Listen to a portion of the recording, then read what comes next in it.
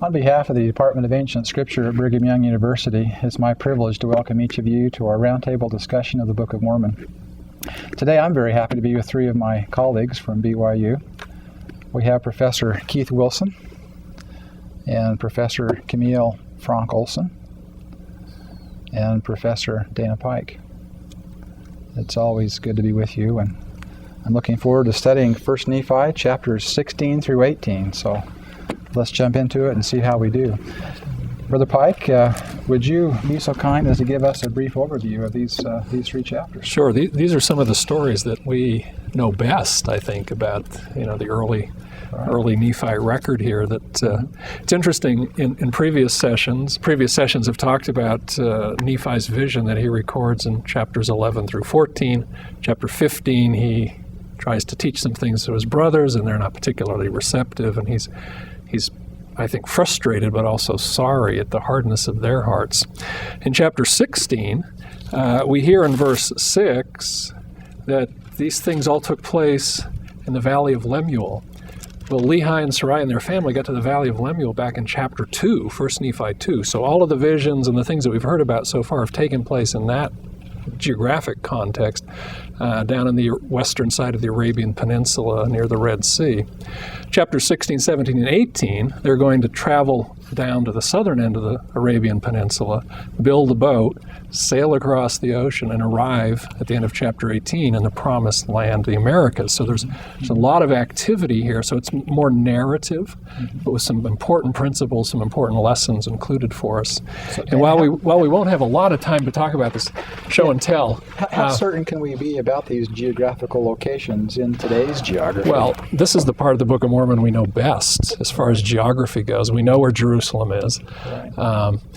We can tell pretty well where they traveled in the Arabian Peninsula. We have a pretty good idea of the region, at least, of Nahum that's mentioned, where Ishmael was buried. Right. And there's only a pretty small region on the southern end of the Arabian Peninsula where this bountiful that they describe as being so lush and full of vegetation, where that could have been.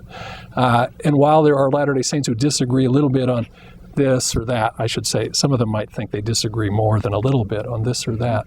But we know Jerusalem. We have a really good idea where Nahum is, where they stop going southeast and turn east. And we have a really good idea of the region, at least, of the bountiful. And there are a couple of different locations within the general area. But the directions are scriptural. Yeah, we know. We have that very For those that are stated. interested in this, one of the easiest and the most up-to-date resources is this recent issue of the Journal of Book of Mormon Studies published here at BYU. This is the volume 15. It was published in 2006.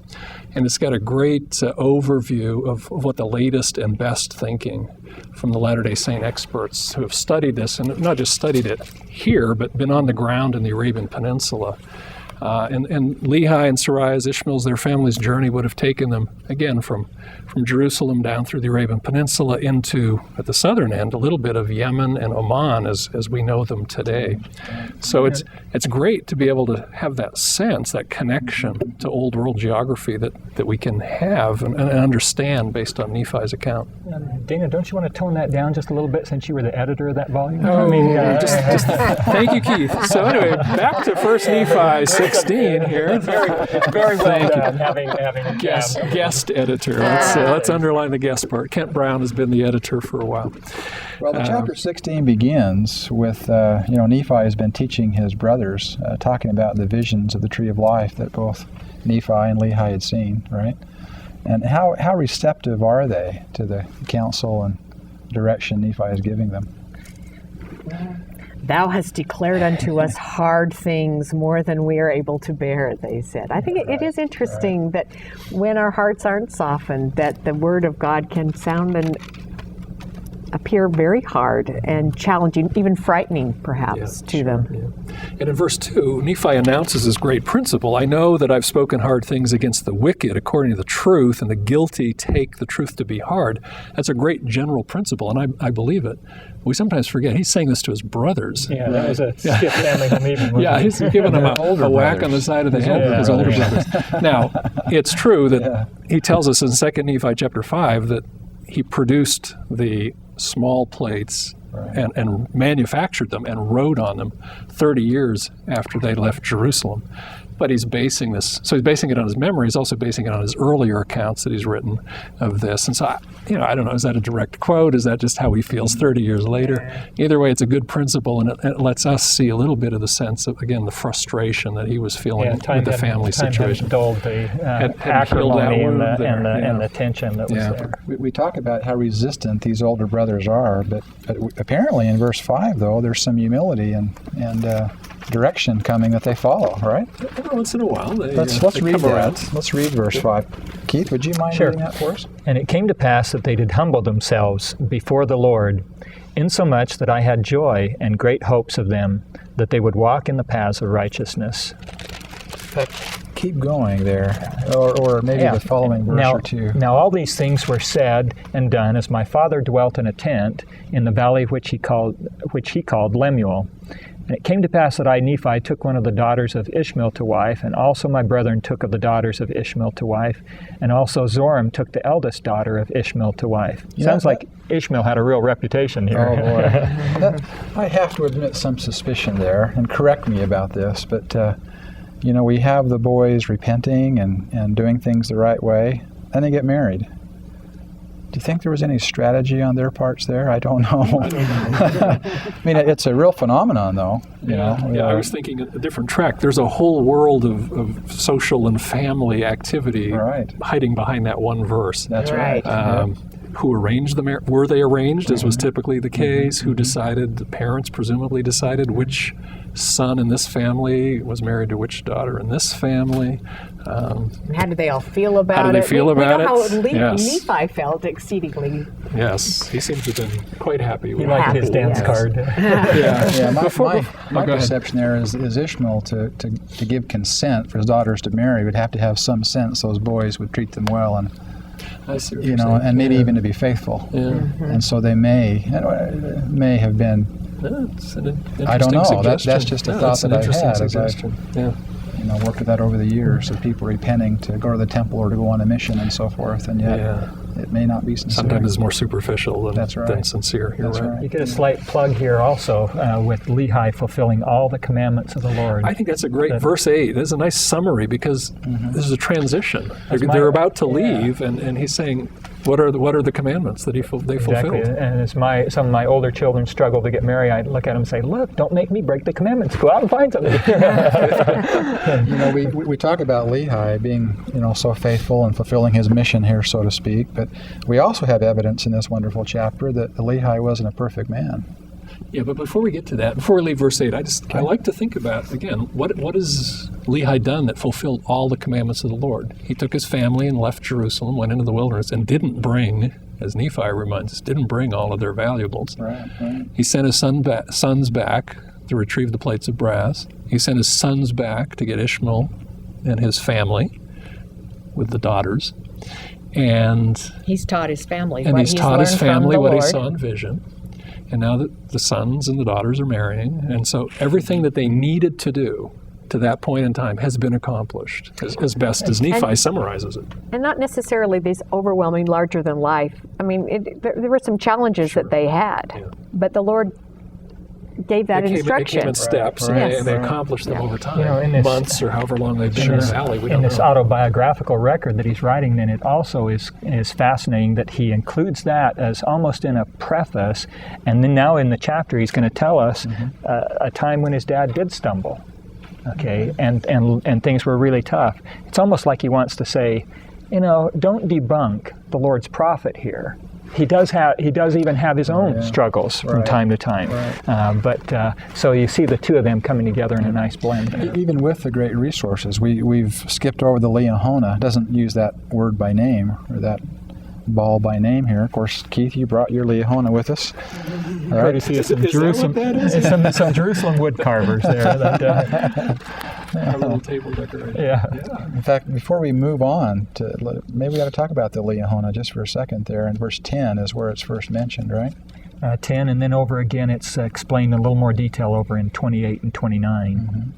Yeah, so the Lord says it's time to pack up and move. And They get up one morning and walk out of the tents, and here's this compass, as they keep referring to it, this round ball, and that's the means that the Lord is going to use to guide them. They seem to understand that the direction that it is pointing is the direction the Lord wants them to go. Right.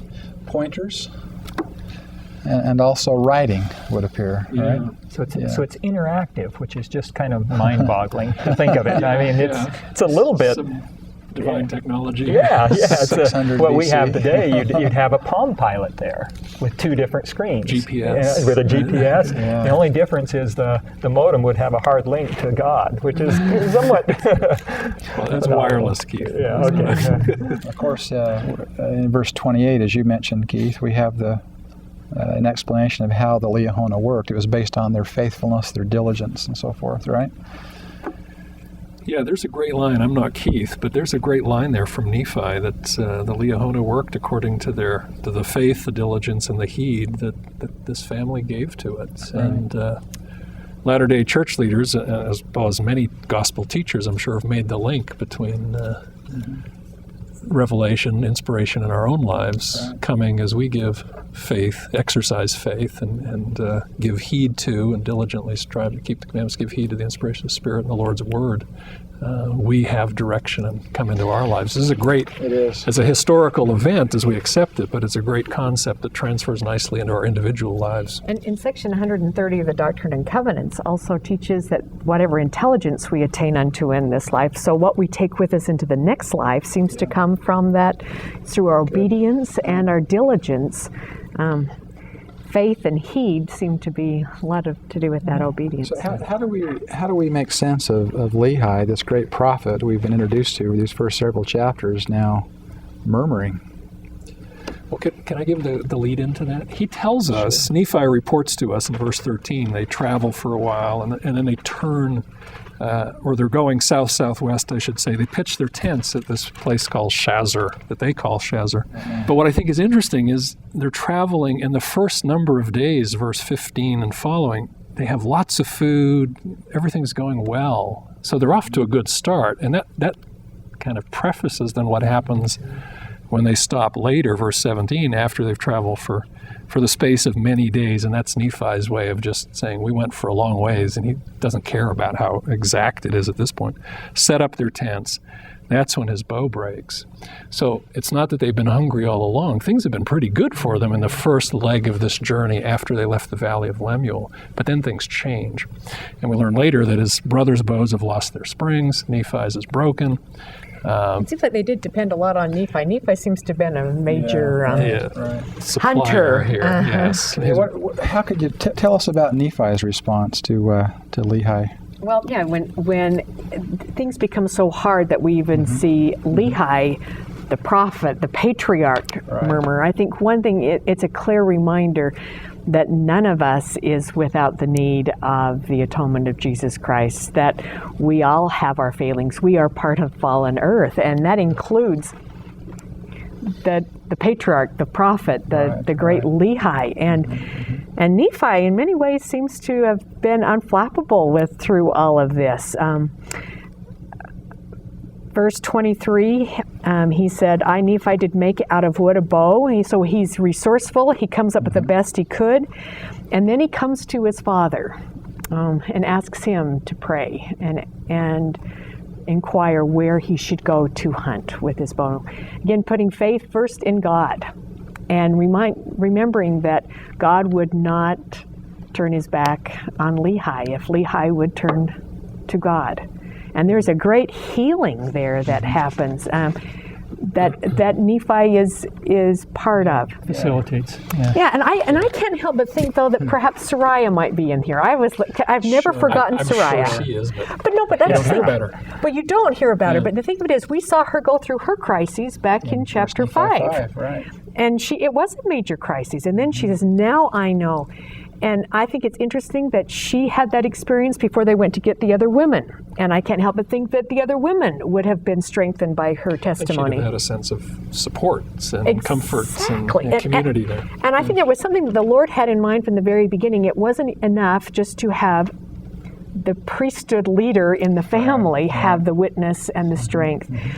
But you've got the mother as well, and now we have a son that's really strong, that they can strengthen and support and remind each other about what is important. And we see it really clearly between father and son here. Apart from the family context too, this is just one of those great lessons in the scripture where really it's identified that we will all probably experience a leader that makes a mistake.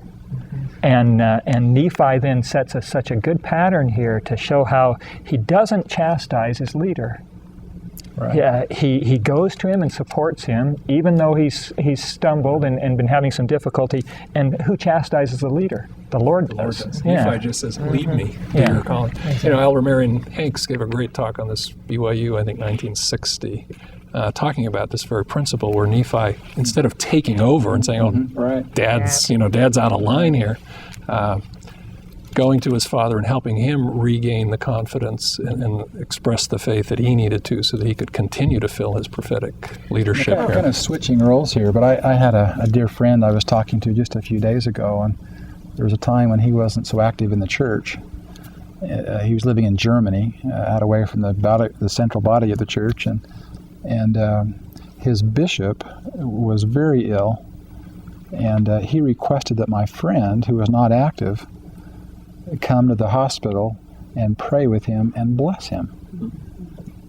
And he said, that's what I can point back to and say that was the beginning of my coming back into full activity in the church. So a lot of stories that way, they're really interesting. An expression of confidence, even though they may not be living up to their full How many times stature. are those that a missionary may baptize, that the ones that were converted taught by the missionary now come back and help remind the missionary? Help them rise to the occasion, to the level. It just makes me think what a difference we could make in each other's lives if we would be willing, one, to give each other, recognize that we have our down times, that we do slide, and to help us regain that confidence to go back to the Lord and let Him give us the chastisement. Yeah, we can't lose the fact this is a story about individuals and families facing one crisis after another. And it really is direction to all of us, I think, to follow, because we face the same kinds of challenges. Yeah. And that's one of the reasons. It's one of the reasons that the Lord gives so much of our Scripture to us in narrative. He doesn't just give us a little encyclopedic summary of various doctrines, because seeing the narratives, and as long as we're willing to consider these people as individuals, then we can connect with them in a way that we wouldn't be able to otherwise. We probably should push on, but one of the last verses there mentions the place which was called Nahum, or Nahum. And that's fascinating because in recent times, I think, correct me if I'm wrong, but they've discovered some altars in kind of a temple setting. Is that in southern Arabia there that identify the place as that name, with that name, form of that name. The Lord hasn't given us too many stones with the word Zarahemla printed on them, or Nephi, but this seems to be be some evidence that maybe in a physical way substantiates this text. And that's mentioned in that Journal of Book of Mormon Studies issue that I held up earlier. So check it out. Before we go on, we've got the story about the broken bow. We've got the story of Nephi exercising faith. We've got the story of Dad, Lehi, being murmuring. And, I think it's interesting to note he never teaches false doctrine. He's just starting to wonder, what did I get myself? What did I get into and what's going on here? But the story ends on a positive note. Right? Lehi prays, Lehi gets chastised, but Nephi goes out, finds game, and everybody's happy. It's that witness of their faith. And the Lord demonstrating that He will deliver them if they will exercise faith. And so we always talk about Lehi and the broken bow, but we sometimes don't finish the story that things worked out okay when they relied on the Lord. In fact, there's a great quotation, if I have it memorized. If our lives are centered on Christ, President Hunter taught, nothing can ever go permanently wrong. But if our lives are not centered on Christ and His gospel, nothing can ever go permanently right. That's great. Boy, that's a powerful statement.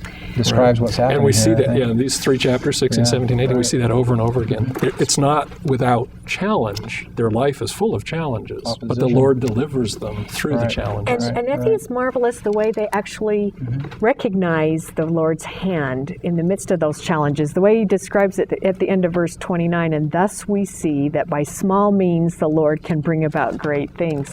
I think sometimes we can get so involved in all the challenges, we don't stop and look back and see each day where the Lord has been there and how much fuller and better our lives are because of His presence. There's such a contrast between that attitude and Laman and Lemuel's, and chapter 17 has a choice juxtaposition, almost, if you will. It's powerful. Good, Keith. Yeah. You go into 17, and Nephi's still carrying this tenor flavor, or this flavor forward, and in verse 2, it's almost like he's bearing his testimonies. It was so good. Our women could even bear children and nurse them without on a diet of raw meat or food that was not cooked.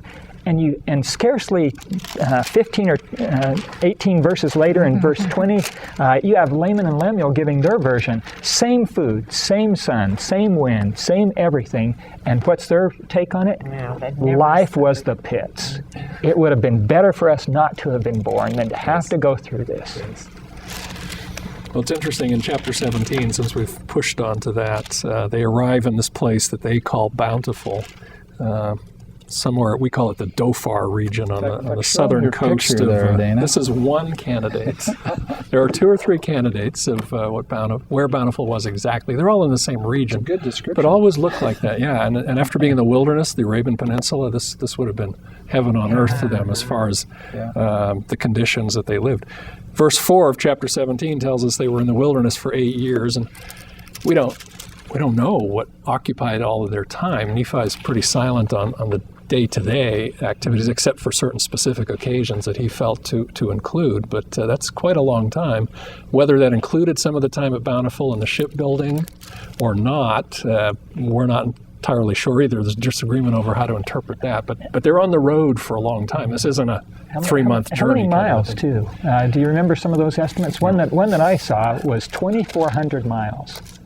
Donnell Peterson, I think, made that statement, and if that's even remotely close, that's twice our pioneer trek.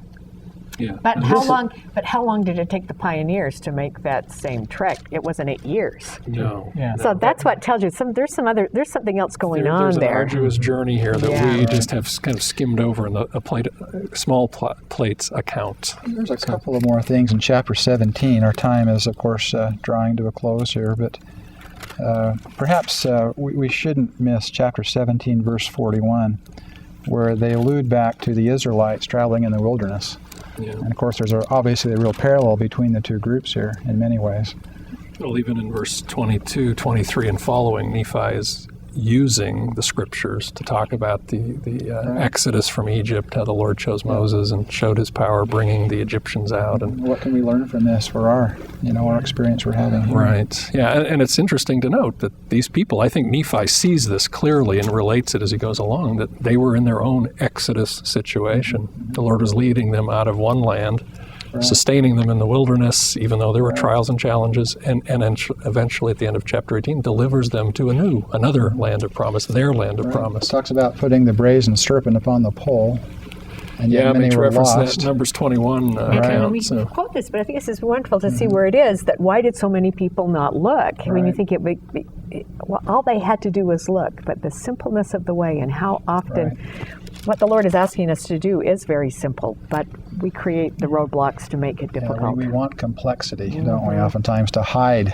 behind sometimes. The Book of Mormon prophets give a whole lot of press to this brazen serpent incident. 5 times they bring it up in the course of the Book of Mormon, and yet it only really comes up in any detail in Numbers 21 when it first happens in our Old Testament. And you wonder if this isn't a highlight of something that the Book of Mormon is really wanting everyone to catch again and again, and that's Christ on the pole.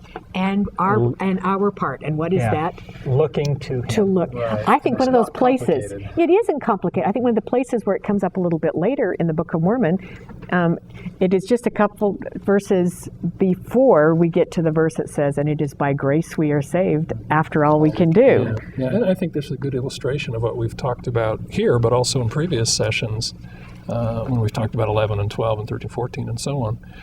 The Old Testament in Numbers 21 recounts that event, but it doesn't explain it.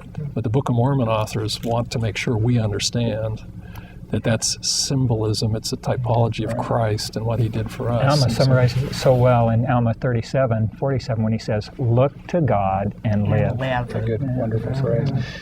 Well, chapter 18. Man, are you flying? Oh boy, we've got to, don't we? We have the ship is finished.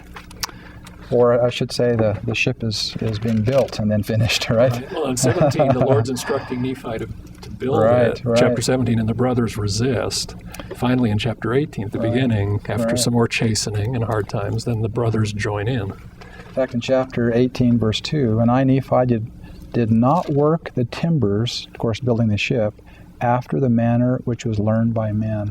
Boy, there's a powerful lesson to really try and live our lives and perform our duties the way the Lord would have us do them. And it may not be always consistent with the way the Lord the way man would have us do it.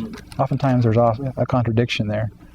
But it's important for us to realize that His way will always, in time, lead us to the peace and the joy that we're all searching for.